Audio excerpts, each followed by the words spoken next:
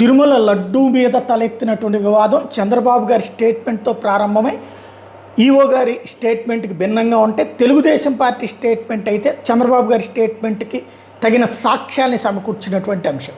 ఇది రాజకీయపరమైనటువంటి అంశం కాదు, హిందూ భక్తుల మనోభావాలతో కూడుకున్నటువంటి అంశం. ఖచ్చితంగా దీని మీదన దర్యాప్తుకి సిబిఐ దర్యాప్తుకైనా ఆదేశించాలి, లేదా దాంట్లో జ్యుడిషియల్ ఎంక్వైరీకైనా ఆదేశించాలి. బాధ్యులైనటువంటి వాళ్ళు ఎవ్వరున్నా సరే ఎవ్వరిని వదిలిపెట్టకూడదు.